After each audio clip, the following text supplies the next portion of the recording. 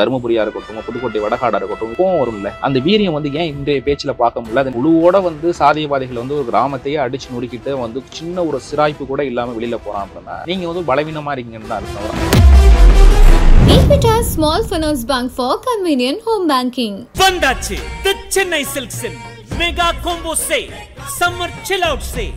மாணவர்களின் சிந்தனைகளை வடிவமைக்க SNS Institutions, மாணவர்களின் சாதனைகளை போற்றும் SNS Institutions கோவை. குழுவோட வந்து சாதியவாதிகள் வந்து ஒரு கிராமத்தையே அடிச்சு நொறுக்கிட்டு வந்து சின்ன ஒரு சிராய்ப்பு கூட இல்லாம வெளியில போறான் அப்படின்னா நீங்க வந்து பலவீனமா இருக்கீங்கன்னு தான் தருமபுரியா இருக்கட்டும், புதுக்கோட்டை வடகாடா இருக்கட்டும், இதெல்லாம் வந்து உங்களுக்கு வந்து கேட்கும் போதோ பார்க்கும் போதோ உங்களுக்கு ஒரு கோவம் வரும்ல. அந்த வீரியம் வந்து ஏன் இன்றைய பேச்சுல பார்க்க முடியல? அந்த வீரியம் இல்லைன்னா இப்படி நான் இன்னைக்கு போராட போறேன்.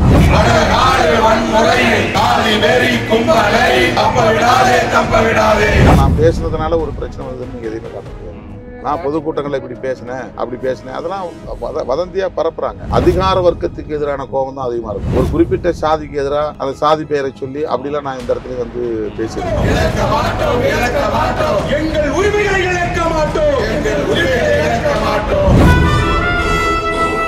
எஸ்சி மக்கள் புகார் கொடுத்தால் புலனாய்வு செய்வதற்குரிய அதிகாரி யார் என்றால் டிஎஸ்பி ரேங்க்ல தான் பண்ணணும், இன்ஸ்பெக்டர் ரேங்க்ல பண்ணக்கூடாது. இதுல பாருங்க, வடகாடு பிரச்சனையில காயம்பட்டவன் மேலேயும் வழக்கு, தாக்கணும் மேலேயும் வழக்கு. கேட்டா ரெண்டு பேரும் வந்து மோதிக்கிட்டாங்கன்றான். மோதல இவன் வீட்டுக்குள்ள இருந்தவனா அவன் தேடி வந்து வெட்டுறான். தாக்குதல் நடத்தினவங்கிறவன் வேற, பாதிக்கப்பட்டவங்கிறது வேற. பாதிக்கப்பட்டவனாவே பாக்குறதுல போலீஸ். அவன் தேடி வந்து இவன் அடிக்கிறான்னா இவன் சிறுபான்மையா இருக்கிறான், ஒரு தலித்தா இருக்கிறான். இவனை அடிச்சா யாரு கேட்க போறாங்கிற உளவியல் அவன்கிட்ட இருக்குது. ஒண்ணுமே பண்ணல, தீர்ப்பு வாங்கிட்டு வந்து எங்க ஊரில் நான் கட்ட போயில உங்களுக்கு வந்துருக்க எந்த தலித் பாதிக்கப்பட்டான்னா அவன் போலீஸ்ல போய் புகார் கொடுக்குறான். அவங்க ஒரு வேளை பாதிக்கப்படுறாங்கன்னு வச்சு ஒரு தலித் முன்கை எடுத்து ஒருத்தன் அடிச்சிடறான். அவன் நேரம் என்ன பண்ணணும்? போலீஸ் ஸ்டேஷன் தானே போகணும். அவன் போலீஸ் ஸ்டேஷன் போறதில்ல. உடனே அவன் ஒரு 100 பேரை தெரிஞ்சுட்டு அந்த ஊரையே வந்து அடிக்கிறான். ஒரு தலித் தப்பு பண்றான்னா அந்த ஒரு குறிப்பிட்ட மேல நடவடிக்கை சொல்லி போலீஸ்ல சொல்லலாம். ஊரை கொளுத்துறதுங்கிறது எந்த வகையில நியாயமானது?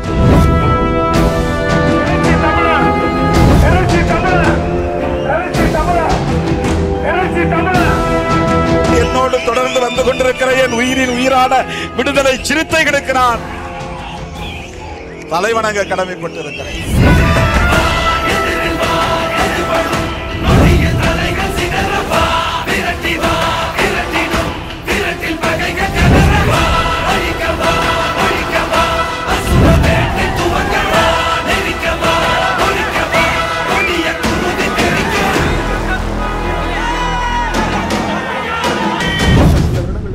உங்களுடைய பேச்சு அப்படிங்கிறது இப்போ வைரல் ஆகிட்டு இருந்துச்சு. நீங்க அரக்கோணத்துல பேசினது ஒரு குழுவோட வந்து சாதியவாதிகள் வந்து ஒரு கிராமத்தையே அடிச்சு நொறுக்கிட்டு வந்து சின்ன ஒரு சிராய்ப்பு கூட இல்லாம வெளியில போறான் அப்படின்னா நீங்க வந்து பலவீனமா இருக்கீங்கன்னு தான் அர்த்தம். ஒரு அமைப்பா இருக்கணும் அப்படிங்கிற மாதிரி சொல்லியிருந்தீங்க. ஆனா இன்னும் தொடர்ந்து பாருங்களேன், இப்போ தருமபுரியா இருக்கட்டும், புதுக்கோட்டை வடகாடா இருக்கட்டும், இதெல்லாம் வந்து உங்களுக்கு வந்து கேட்கும் போதோ பார்க்கும் போதோ உங்களுக்கு ஒரு கோவம் வரும்ல. அந்த வீரியம் வந்து ஏன் இன்றைய பேச்சுல பார்க்க முடியல? அதை நீங்க எப்படி வெளிப்படுத்த தயங்குறீங்களா, இல்ல வந்து மனசுக்குள்ளேயே போட்டு அதை முறிக்கிறீங்களா? அந்த வீரியம் இல்லைன்னா இப்படி நான் இன்னைக்கு போராட போறேன். நான் போராட்ட வடிவம் அன்னைக்கு வந்து மக்களை உசுப்புறதுக்கான ஒரு தேவை இருந்துச்சு. அமைப்பாகாம இருந்தாங்க, சிதறி கிடந்தாங்க, வெளியில எந்த இயக்கத்தோடையும் இணைச்சிகளாம இருந்தாங்க, தனித்தனி உதிரிகளா இருந்தாங்க. அப்ப அமைப்பாய் திரளோன்னு தேவைக்கான ஒரு பேச்சு அன்னை பேச்சு இருந்தது. இன்னைக்கு வந்து நான் போகலைன்னா கூட உடனே எதிர்வினை ஆற்றக்கூடிய ஒரு அமைப்பு உருவாயிருச்சு. அவங்க வந்து சுவரட்டி ஓட்டவோ அல்லது கண்டனம் தெரிவிக்கவோ அல்லது போய் அதிகாரிகளை பார்க்கவோ அதுக்காக வந்து உடனடியாக வந்து மெனக்கெட்டு வேலை செய்யக்கூடிய ஒரு அமைப்பு உருவாயிருச்சு. நான் நீங்கள் சொல்கிறது வந்து கிட்டத்தட்ட 30 வருஷத்துக்கு 35 வருஷத்துக்கு முன்னாடி அவ்வளோ. ஆமாம், அங்குச்செட்டிப்பாளையங்கிற ஊரில் வந்து உள்ள புகுந்து அடித்து தீ வச்சு கொளுத்திடுறாங்க. அதை நான் பார்த்துட்டு அந்த சாம்பல் வாசனையோடு நான் போயிடுறேன். அந்த பொதுக்கூட்டத்துக்கு போகிறேன் அரக்கோணத்தில். அது என்னென்னா வெறும் ஒரு அம்பேத்கர் பிறந்த நாள் விழா பொதுக்கூட்டம். அது பொதுவாக இந்த மாதிரி அம்பேத்கர் பிறந்த நாள் விழா பொதுக்கூட்டம், நினைவு நாள் பொதுக்கூட்டம் அப்படி நடத்துறது தான் கடந்த காலங்களில் இருந்த பெரும்பாலான இயக்கங்களின் நடைமுறையாக இருந்துச்சு. அவங்களெல்லாம் நீ போராடணுங்கிற உந்துதலை தரக்கூடிய ஒரு உரையாக அந்த உரை இருந்துச்சு. நிறுத்துப்பா, நீங்கள் சொல்லாதீங்க. உங்கள் பேர் என்ன? மகிழினி. என்ன படிக்கிற? ஆழ்வாடி படிக்கிறியா? யாரை பார்க்க வந்திருக்கிற? என்ன எதுக்கு பார்க்கணும்? சரி,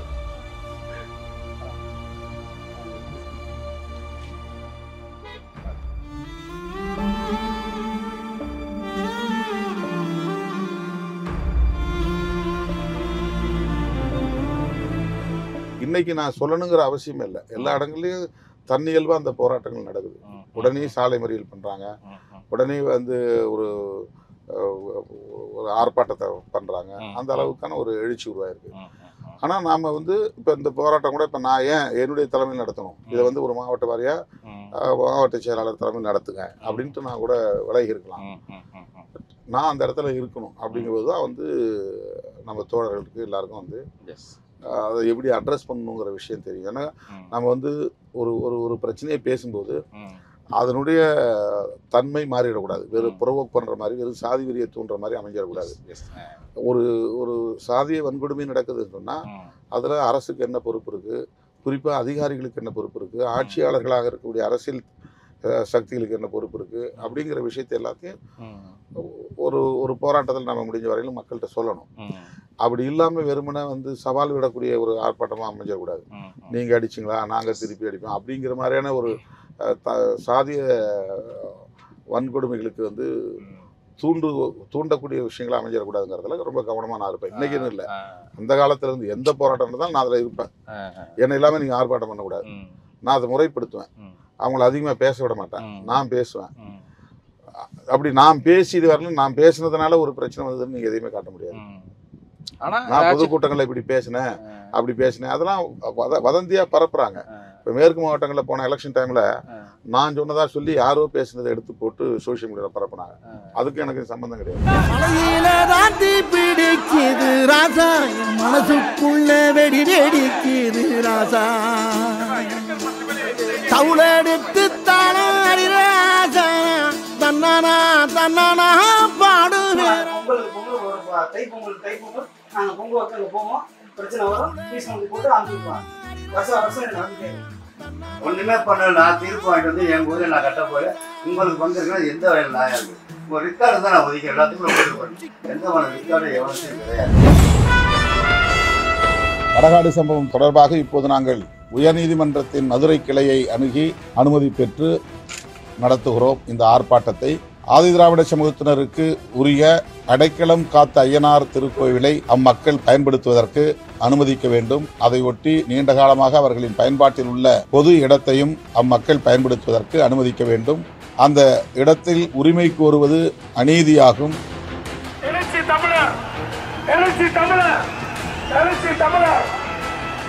காவல்துறை அதிகாரிகள் அப்பாட வேண்டும். தலைமையில் ஏற்படாதீங்க.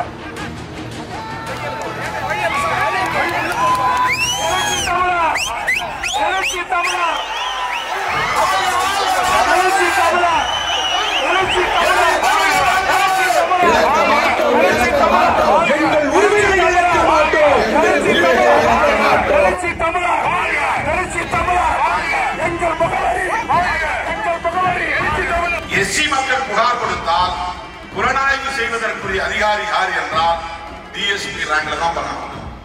இன்ஸ்பெக்டர் ரேங்க்ல பண்ணக்கூடாது. இன்ஸ்பெக்டர் ரேங்க்ல பண்ணா அவர் ஏதாவது ஒரு காரணத்தால் பயஸ்டா இருப்பார், ஒரு சார்பா மாறிடுவார். பாதிக்கப்பட்ட தரப்பிலே போராட்டம் நடத்துவதற்கு காவல்துறை அனுமதிக்கவில்லை.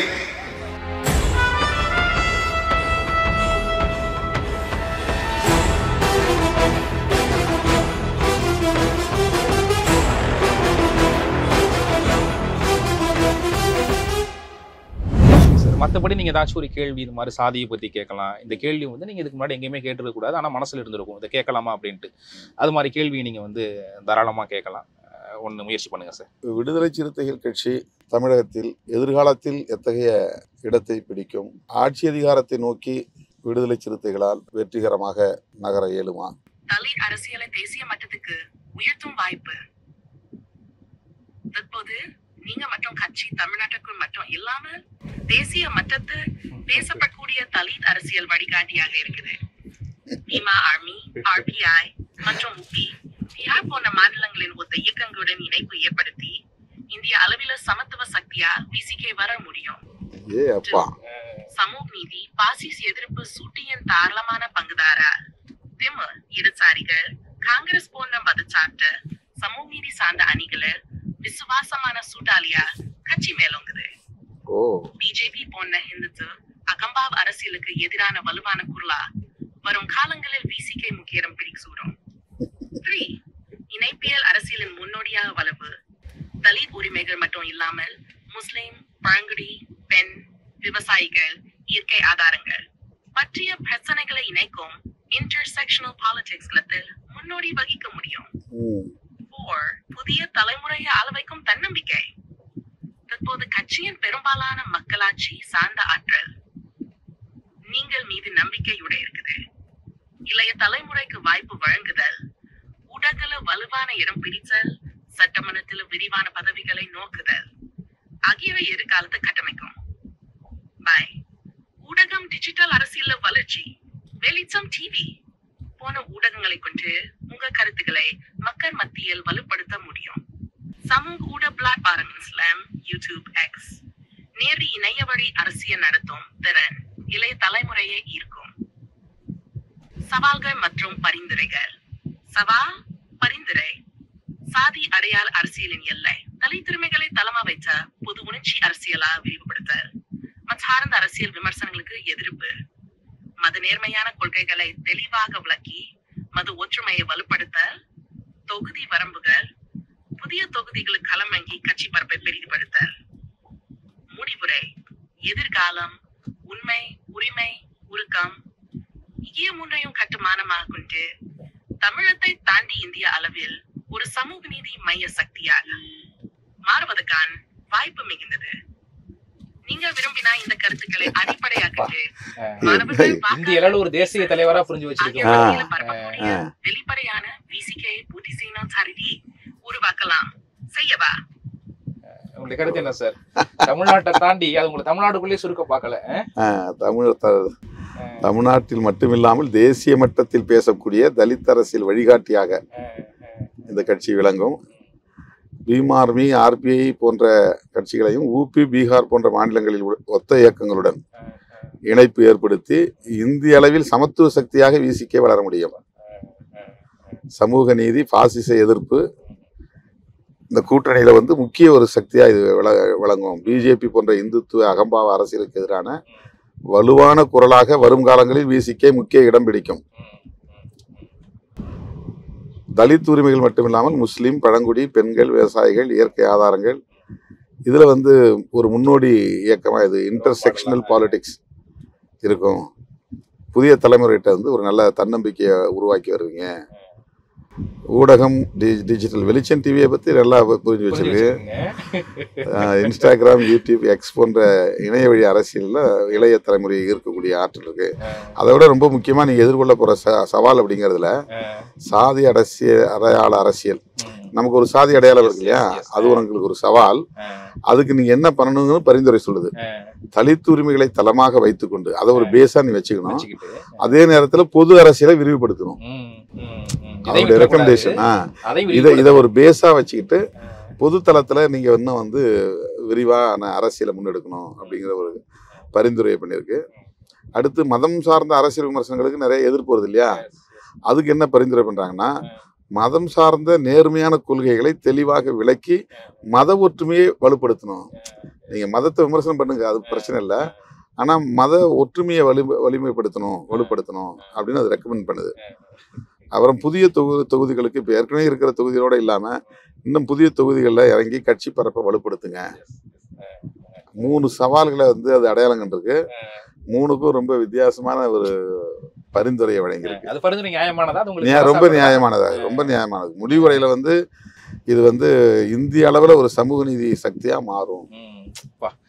இந்த அளவுக்கு புரிஞ்சு வச்சிருக்கு பாருங்க. இதை கேட்கும் போது உண்மையிலேயே ஒரு மகிழ்ச்சியா இருக்கும்ல. இது மத்தவங்க யாரும் சொல்லாம இந்த அளவுக்கு ஃபியூச்சர்ல ஏஐ தான் அப்படின்னு இருக்கும்போது இதுவே நம்ம இந்த அளவுக்கு புரிஞ்சு வச்சிருக்கு அப்படிங்கும் போது சார் இதுக்கான இன்புட்ஸ் ஏற்கனவே யாரும் நம்ம ஃபீட் பண்ணி வைக்கல கூகுள்ல.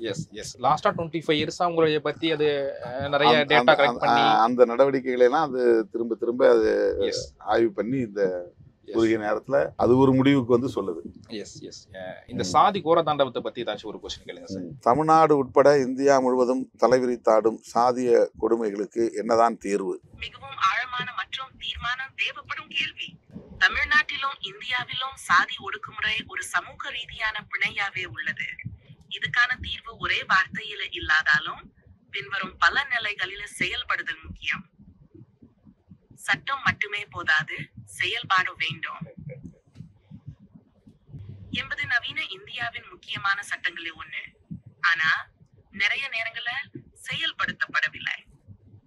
போலீசாரும் நிர்வாகமும் நடுநிலை இழப்பை ஏற்படுத்துறாங்க. ஆர்டிஃபிஷியல் இன்டெலிஜென்ஸே கரெக்டாக சொல்லுது பாருங்க. போலீஸார் நிர்வாகமும் பயாஸ்டா இருக்கிறாங்க. மனித உரிமைகள் கமிஷன்களின் அதிகாரங்களை வலுப்படுத்த கல்வி மற்றும் பணியில் டெப்பர்சன் செயல்படும் இடஒதுக்கீடு, கல்வி, வேலை, அரசியல், நீதித்துறை, ஊடகம் அனைத்திலும் ஒழுங்கான இடஒதுக்கீடு வழங்கப்பட வேண்டும். தற்போது மேலிடங்களா இடஒதுக்கீடு பல இடங்கள மறைஞ்சளிப்படு.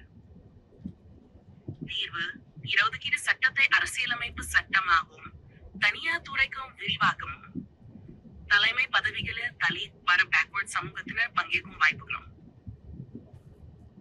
ஊடகமும் பாகுபாடற்ற கருத்து பரப்பும் சாதி பாகுபாடு ஊக்குவிக்கும் சில ஊடகங்கள் மற்றும் திரைப்படங்கள் சமூகத்தை சிதைக்கும். தீர்வு மனிதநேய ஊடக ஒழுங்குமுறை, தலித் ஒளிப்பதிவாளர்கள், எழுத்தாளர்கள், கலைஞர்களுக்கு வாய்ப்பு, அறிவியல் சமூக நீதியை அடிப்படையாக கொண்ட கல்வி. சமூக மறுசீரமைப்பு பேராசிரியர் அம்பேத்கர் வழி சாதி என்ற மதத்தின் ஓர் அமைப்பாகவே உள்ளது. அதை பொதுத்தளத்துல கேள்விக்குள்ளாக்கும் உரையாடல் விவாதம் தேவை. திராவிட இயக்கம் அம்பேத்கரிய சிந்தனைகள் இணைந்து செயல்பட வேண்டும். தீர்வு பொது கல்வி அமைப்பில் சாதி ஒடுக்குமையின் பின்விளைவுகள் பற்றி பாடநூல்கள், இளைய தலைமுறைக்கு அறநிலை உருவாக்கும் சமூக இயக்கங்கள், சமூக ஒற்றுமை வளர்க்கும் கலாச்சாரம், சாதிய ரீதியா ஒதுக்கப்படாமல் முடிச்சுலாம் கலாச்சாரம், இசை, உணவு ஒற்றுமை வழக்க இவை நம் சமூக அங்கீகாரங்களை மாற்றும். தீர்வு அரசு, பள்ளி, ஊராட்சி, ஊடகம் மூலம் மாறாட்ட சமுதாயங்களை இணைக்கும் நிகழ்வுகள். சாதிய ஒடுக்குமுறைக்கு தீர்வு சட்ட அலோன் அல்ல, அது சிந்தனை மாற்றம், சமூக வழி பயிற்சி, அதிகார பங்கேற்பு, கல்வி புரட்சி. நீங்கள் விரும்பினா இவரை அறைவது சாதிய ஒடுக்கு பதில் சொல்லியிருக்கீங்க. சட்டம் மட்டுமே போதாது, அது செயல்பாடு வேணும். அதிகாரிகள் வந்து ரொம்ப பயஸ்டா இருக்கிறாங்க. செயல்படாத அதிகாரிகளுக்கு தண்டனை கொடுக்கணும். மனித உரிமைகள் தொடர்பான அந்த கமிஷன்களுக்கெல்லாம் அதிகாரங்களை வந்து வலுப்படுத்தணும். அடுத்து வந்து கல்வி மற்றும் பணிகள் 100% இடஒதுக்கீடு நடைமுறைப்படுத்தணும். அது ஒழுங்காக நடைமுறைப்படுத்துறதில்ல. மேலிடங்களில் இடஒதுக்கீடு பல இடங்களில் மறைத்து அழிக்கப்படுகிறது. இடஒதுக்கீடு சட்டத்தை அரசியலமைப்பு சட்டமாகவே அதை பயன்படுத்தணும். அந்த அளவுக்கு அதுக்கு முக்கியத்துவம் கொடுக்கணும். தனியார் துறையில் இடஒதுக்கீட்டை விரிவாக்கம் செய்யணும். முக்கியமான தலைமை பதவிகளில் தலித்துகள் மற்றும் பேக்வர்ட் கிளாஸஸ் அவங்களெல்லாம் பங்கேற்க செய்யணும். ஊடகங்களில் நிறைய பாகுபாடு இருக்குது, அதை வந்து களையணும். அடுத்து வந்து அம்பேத்கருடைய வழியை வந்து பின்பற்றணும். அதில் திராவிட இயக்கமும் அம்பேத்கரிய சிந்தனைகளும் இணைந்து செயல்படணும். இங்கே வந்து திராவிட இயக்கங்களுக்கு எதிரான அரசியல் தமிழ்நாட்டில் பேசப்படுது. ஆனால் செயற்கை நுண்ணறிவு வந்து அம்பேத்கர் சிந்தனைகள் வந்து திராவிட இயக்க சிந்தனைகளோட இணைந்து செயல்படணும்னு வந்து ஒரு பரிந்துரை செஞ்சிருக்கு. பள்ளிக்கூடங்களில், ஊராட்சிகளில், ஊடகங்களில் மாறுபட்ட சமுதாயங்களை இணைக்கக்கூடிய நிகழ்வுகளை ஒருங்கிணைக்கணும். ரொம்ப அட்டகாசமாக இருக்குது. அதனுடைய கடைசியாக இறுதியாக என்ன சொல்கிறான்னா, சாதிய ஒடுக்குமுறைகளுக்கு தீர்வு வந்து சட்டம் மட்டுமல்ல, அது குறித்த சிந்தனை மாற்றம் உருவாகணும். சமூக வழியான பயிற்சிகள் இருக்கணும். அதிகார பங்கேற்பு நிகழணும். கல்வி புரட்சி நிகழணும். இதெல்லாம் நம்ம மேடைகளில் பேசுறது. அது வந்து செயற்கை நுண்ணறிவுலும் இந்த மாதிரியான கருத்துக்கள் வர்றது ரொம்ப வியப்பாக இருக்குது. சார், நீங்கள் இப்போ ஏஐட்ட வந்து ஏதாச்சும் கேட்க வேண்டிய கேள்விகள் இருந்தால் கேட்கலாம். இந்த ஆர்டிஃபிஷியல் இன்டெலிஜென்ஸ் வளர்ச்சியால் மனித குலத்துக்கு நன்மையா தீமையா? ஆர்டிஃபிஷியல் இன்டெலிஜென்ஸ் AI மனித குலத்தின் வரலாற்றிலேயே மிக முக்கியமான தொழில்நுட்பமாக்கலே ஒன்று. இது நன்மையும் உண்டு, தீமையும் உண்டு. அதன் தாக்கத்தை பற்றி உங்க கேள்விக்கான பதிலை இரு திசையில் பார்க்கலாம். AI மனித குலத்தின் நன்மைகள். சுகாதாரத்தில் புரட்சி, நோய்களை முன்கூட்டியே கண்டியலாம். புற்றுநோய், ஹார்ட் பிரஷர், ரோபோட் மூலம் சிகிச்சை, அறுவை சிகிப்போது துல்லியமா நடக்குது. டீப்ஃபேக், ஆட்டோமேட்டட் ப்ராபகேண்டா, சர்வேலன்ஸ் மனித உரிமைகளுக்கே ஆபத்து. தவறான தரவுகள் கொண்டு பயஸ், பாகுபாடு, டிசிஷன் மேக்கிங். நேரடி மனித கட்டுப்பாடினி செல், fully autonomous weapons, drones, surveillance tools மனித நெறிமுறைகளை மீளலாம். ரொம்ப சரியா சொல்லியிருக்கு. சுகாதாரத்தில் புரட்சி ஏற்படும். நோய்களை முன்கூட்டி அறியலாம். புற்றுநோய், ஹார்ட் ப்ரெஷர், இது எல்லாத்தையுமே. ரோபோட் மூலம் சிகிச்சை இப்போ சிறப்பாக துல்லியமாக நடந்துக்கிட்டு இருக்கு. அடுத்து கிராமப்புற மக்களுக்கு வந்து தொலை மருத்துவம், டெலிமெடிசின்ஸ், டாக்டரை தான் போய் பார்க்கணும் அப்படிங்கிறதுலாம் இல்லை. ஒவ்வொரு ஃபோன்லேயே வந்து கன்சல்ட் பண்ணிக்கலாம், மெடிசின்ஸ் வாங்கிக்கலாம், தொலை மருத்துவம் பெருகும். அந்த மாதிரி ஒரு நன்மை பயக்கின்றாங்க. கல்வி அதில் வந்து நிறைய வளர்ச்சி உருவாகும். விவசாயம் தொழில் வளர்ச்சி அடையும். அடுத்து வேலை ரொம்ப சின்ன சின்ன வேலைகள்லாம் இதே பார்த்துறதுனால ரொம்ப உயர்தர வேலைகளில் நம்ம கவனம் செலுத்தலாம். அடுத்து வேலை வாய்ப்பு, அந்த வேலை இழப்பு ஏற்படும். குறிப்பாக தொழிற்சாலைகள், வங்கி, வாடிக்கையாளர் சேவை, டிரைவர், டேட்டா என்ட்ரி வேலைகள்லாம் குறைஞ்சிரும். இதெல்லாம் வேலை வாய்ப்பு இழப்பு ஏற்படும் அப்படிங்கிற சொல்லுது. தவறான பயன்பாடுங்கிறது ஒத்துக்குது. அதாவது டீப் ஃபேக், ரொம்ப தவறான செய்திகள் வந்து அதிகமாக பரவும். ஆட்டோமேட்டட் ப்ரொபகண்டா, அது தன்னியல்பாகவே வந்து நிறைய பிரச்சாரத்தை பண்ணுறதுனால மனித உரிமைகளுக்கு ஆபத்து ஏற்படும். சர்வேலன்ஸ், அது இதன் மூலமாக சர்வேலன்ஸ் வந்து கண்காணிக்கிறதுனால நிறைய நெகட்டிவ் இம்பேக்ட் உருவாக்கும். தவறான தரவுகளால் பாகுபாடுகள், பயாஸ் உருவாகும். தவறான முடிவுகள் எடுக்க வேண்டிய நெருக்கடி உருவாகும் அப்படின்னு சொல்லுது. அடுத்து நேரடி மனித கட்டுப்பாடின்றி செயல்படுறது, இது வந்து மனித நெறிமுறைகளையே மீறும். எல்லாமே fully autonomous weapons, drones, surveillance tools, இதெல்லாம் வந்து நல்லதுக்கு பயன்படுது, கெட்டதுக்கும் பயன்படுது. அதை விட ரொம்ப முக்கியமாக பாதிப்பு வந்து தனிநபர் தனிமை, மன அழுத்தம். இப்போ யாரும் நம்ம மனுஷங்க உட்காந்துட்டு பேசுறது போல ஏஐகிட்ட பேச ஆரம்பிச்சிருது, சேட் பண்ணுறது, இந்த மாதிரி ஆகும்போது அவன் ஐசோலேட் ஆகிடுறான். அதனால் டிப்ரெஷனுக்கு ஆளாகான். சேட் பாட்ஸ், வர்ச்சுவல் அசிஸ்டன்ஸ் வளர்ந்தாலும் மனித ஒத்துழைப்பு குறைந்து தனிமையை உருவாக்கும் அபாயம். இது வந்து ஒரு சூரிக்கத்தி போன்றது, கூரிய சூரிக்கத்தி போல. இதை நன்மையை பெறணும்னா மனிதம் சேர்ந்த வழிகாட்டுதல்கள் தேவை. அரசு, கல்வி, தொழில், அந்த மூன்றும் வந்து நன்மையை நோக்கி இயங்கணும். ஆனா எவ்வளவு கேள்வி கேட்க சொன்னாலும் உங்களை பத்தி தனிப்பட்ட முறையிலயோ யாரையும் பத்தி கேட்க மாட்டீங்க. கட்சி கட்சி கட்சி மக்கள்.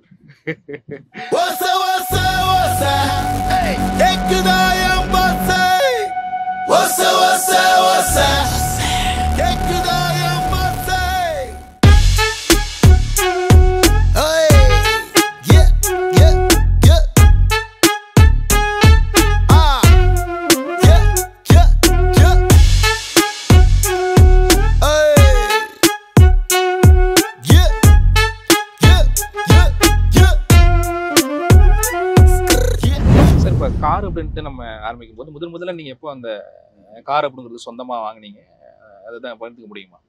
முதல்னா 2001 எனக்கு வந்து தருமபுரியில மாரவாடி கிராமத்துல ஒரு செகண்ட் ஹேண்ட் கார் வந்து பரிசு கொடுத்தாங்க. இப்போ கட்சியில் இருக்கிறார் கோவேந்தன் சொல்லி, அவருடைய கிராமத்து நிகழ்வுல ஒரு செகண்ட் ஹேண்ட் கார், ஒரு பிளாக் கார். அன்பார்ச்சுனேட்டாக அந்த காரில் தருமபுரியிலிருந்து கிளம்பி தாமிரபரணி 1ஆம் ஆண்டு நினைவு நாளுக்கு வீர வணக்கம் செலுத்துறதுக்காக பயணிக்கிறேன். அந்த ஊர்லேயே வந்து இரவு 1 மணிக்கு மேலே ஆச்சு நிகழ்ச்சி முடிய. அதுக்கு பிறகு அந்த வண்டியில் நாங்கள் வாடகை வண்டியில் போயிருந்தோம். சென்னையிலேருந்து அந்த ஊருக்கு வாடகை வண்டியை சென்னைக்கு அனுப்பிச்சிட்டு அந்த கார்லேயே போகலாம் அப்படின்னு சொன்னதுனால அந்த காரில் நாங்கள் பயணத்தை புறப்பட்டோம். ரொம்ப அன்டைமு. டிரைவர் ரொம்ப வேகமாக வண்டியை, நாங்கள் காலையிலே போய் திருநெல்வேலி போய் சேரணும். தருமபுரியிலேருந்து திண்டுக்கல் வழியாக மதுரையை தாண்டி திருநெல்வேலி போய் சேரணும். இப்போ விடியற்காலை ஒரு 4:30 மணி 5 மணி வாக்கில் அந்த கார் விபத்தில் சிக்கிச்சு. ரொம்ப வேகமாக போகும்போது முன்னால் போன வண்டியில் கிட்ட போய் அவர் ஒடிச்சிருக்கார் வண்டியை. நான் அப்படி போயிட்டு அப்படி திரும்பி போகிறார். இப்போ முன்னால் போகுது வண்டி, நம்ம ஓவர்டேக் பண்ணணும், ரைட்டில் தானே எடுக்கணும். ரைட்டில் எடுக்கும்போது அவர் கிட்ட போய் எடுத்ததுனால அந்த லாரியிலே மோதிடுது. நான் தூங்கிட்டு இருக்கிறேன். அப்போதான் தூங்கவே, அந்த டைம் தான் கொஞ்சம் நேரம், ரொம்ப நேரம் பேசிட்டு வந்தேன். அப்போ தான் தூங்கியிருப்போம் போல் இருக்கு. அந்த வண்டி கரெக்டாக நான் உட்கார்ந்து இந்த இடத்துல அது மோதி, நான் இப்போ பெல்ட்டு போடுற பழக்கம் இல்லை, அந்த தலை போய் முன்பக்க கண்ணாடியை உடைச்சிட்டு வெளியே போயிடுச்சு. அப்படிங்களா? ஆமா, முன்பக்கம் கண்ணாடியில மோதி தலை, அந்த கண்ணாடி உடைஞ்சி நான் அப்படியே தலையை பிடிச்சி இழுக்கிறேன். முடிச்சுட்டேன். தலையை பிடிச்சி அந்த கண்ணாடியில இருந்து என்ன இழுக்கிறேன். அப்ப கண்ணெல்லாம் ரத்தம் கூட்டுது, கண்ணுலாம் மறையுது. நான் இவனுக்கு என்ன ஆச்சோ அப்படின்னு டிரைவரை பார்க்குறேன் வேகமாக. அடுத்த அந்த செகண்டில் டிரைவர் கையில் அடிபட்டு கையில் இருந்து ரத்தம் பீச்சு அடிக்குது. அவருக்கு வேற எந்த இடத்துலையும் கையில் அந்த கண்ணாடி பட்டு நான் மோதினால ஏற்பட்ட கண்ணாடி உடையா அந்த கண்ணாடி தூள் போய் ஒரு ஒரு ஒரு இது வந்து அவர் மேலே அடிச்சு அது கரெக்டாக நரம்புல அடிச்சிருக்கும் போட்டு நரம்புல குத்தி ரத்தம் அவருக்கு பீச்சிட்டு அடிக்குது. இப்போ என்னாச்சுன்னு சொல்லிட்டு வண்டியை நிப்பாட்டினா பின்னால் உட்காந்தவங்களும் அப்போ தான் முடிச்சுட்டு எழுதுருவாங்க. இது மாதிரி ஆக்சிடென்ட் ஆயிடுச்சு. கண்ணு ரெண்டும் ரத்தத்தால் மறையுது. கண்ணை தொடச்சிக்கிட்டே ஆமாம் கண்ணால் பார்க்க முடியல. கண்ணில் மேலே இருந்து ரத்தம் அப்படியே கொட்டுது. இதெல்லாம் ஏற்பட இந்த தழும்பு தான் இதெல்லாமே இந்த 2 பக்கமும் அதனால ஏற்பட்ட தழும்பு தான். அப்போ எங்க வந்திருக்கிறோன்னு எங்களுக்கு தெரியல. போற வண்டியெல்லாம் நிப்பாட்டுறோம். எந்த வண்டியும் எங்களை பார்த்துட்டு நிப்பாட்டல, ஓடிக்கிட்டே இருக்கிறாங்க. ஒரு லாரி மட்டும் போயிட்டு திருப்பி பேக்லயே வருது. வந்ததுல இருந்து ஒரு வண்டி அந்த கிளீனர் வண்டியில இருந்து குதிச்சு அண்ணான்னுட்டு கிட்ட முடியாதான். இன்னைக்கே அந்த தம்பி யாருன்னு எனக்கு ஞாபகம் இல்லை, பேர் தெரியல. அவன் தான் வந்து என்னாச்சு அப்படின்னு கேட்டு அவன் வண்டியில எங்களை தூக்கி போட்டு போய் வேடச்செந்தூர் பக்கத்துல அந்த ஆக்சிடென்ட் திண்டுக்கல்ல போய் ஒரு மருத்துவமனையில சேர்க்கலாம்ப்பா, தனியார் மருத்துவமனையில. அங்க அப்புறம் எனக்கு வந்து ஆப்ரேஷன்லாம் நடந்து இந்த இதெல்லாம் உள்ள இருந்து நிறைய கண்ணாடி சில்லுகள்லாம் நிறைய எடுத்தாங்க.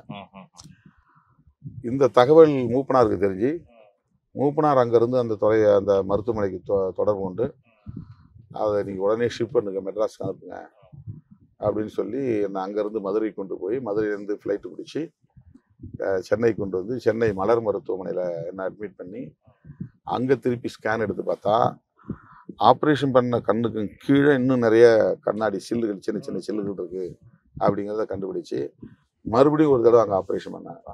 ஆப்ரேஷன் பண்ணி 10-12க்கு மேலே சின்ன சின்ன தூளாக கண்ணாடி தோள்கள். ஆனால் நல்ல வேலை கண்ணில் பாதிப்பு இருக்குல்ல, கண்ணுக்கு பின்னால். இதெல்லாம் அப்பவே வந்து பிளாஸ்டிக் சர்ஜன் பண்ணி இந்த வடு இல்லாமல் ஆக்கலாம்னு சொன்னாங்க. இந்த பக்கம் உடனே அதை வேணாம் அப்படியே விட்டேன். அது வேண்டாம், அது என்னது பிளாஸ்டிக் சர்ஜன் பண்ணி என்ன பண்ண போகிறோம் அப்படின்னு. ஆனால் மூப்பனார் சொன்னார், நீங்கள் மறுபடியும் போயிட்டு அட்மிட் ஆகி இதெல்லாம் சரி பண்ணுங்க அப்படின்னு. இந்த திண்டுக்கல்ல போட்ட தையல் வந்து பெரிய பெரிய தையலா போட்டு கொஞ்சம் வடு அதிகமாகி போச்சு. அதை மட்டும் இங்க ஆப்ரேஷன் பண்ணும்போது சரி பண்ணாங்க. அதனால ஏற்பட்ட ஒரு இது. அன்னைக்கு மூப்பனார் வந்து ரொம்ப பதறி போய் அங்க இருந்து தொலைபேசியில் தொடர்பு கொண்டு ஆறுதல் சொல்றாரு. அதுக்கு வந்து தனியாக ஆட்களை போட்டு நான் அங்க இருந்து அது மலர் மருத்துவமனை கொண்டு வந்து அட்மிட் பண்ணாரு. அந்த கார் முதல்ல எனக்கு பரிசு கொடுத்த கார் வந்து ஆக்சிடென்ட்ல மாட்டிக்கிச்சு. அப்புறம் அந்த காரை பயன்படுத்தலை. அதன் பிறகு சென்னையில் இருக்கிற தோழர்கள், கட்சி சாராத அசோக் நகர் அந்த பகுதியில் கூடிய தோழர்கள்லாம் முயற்சி பண்ணி எனக்கு வந்து ஒரு அம்பாசடர் கார் எனக்கு வந்து பரிசு கொடுத்தாங்க. அப்போ 4 லட்சம் இன்னும் அந்த காரு அது ஒரு ஃபைனான்ஸில் போட்டு ஒரு கார் எடுத்து பரிசு கொடுத்தாங்க. அந்த காரை வச்சு தான் ரொம்ப நாள் பயன்படுத்தியிருந்தேன். அம்பாசடர் 2001 நடந்த சம்பவம். நாங்களும் தலைவர்களின் ஒரு நாள் அப்படிங்கிற நேர்காணல் நிறைய பண்ணியிருக்கோம். 2 மணி வரைக்கும்லாம் யாருக்குமே பண்ணது இல்லை. நாங்களே பயங்கர டயர்ட் ஆகிட்டோம். நீங்கள் இது மாதிரி 365 நாளும் அவங்க கூட தான் சாப்பிட்றாங்க. கேட்டால் நீங்கள் அங்கே உட்காந்துருந்தாங்க. ஆமாம், ரொம்ப நன்றி சார். போகும்போது காரணம்னாலும் கொஞ்ச நேரம் தூங்கிட்டு போவீங்களா அசந்து? ஆமாம், அப்படின்னா காரில் தான் அடிக்கடி.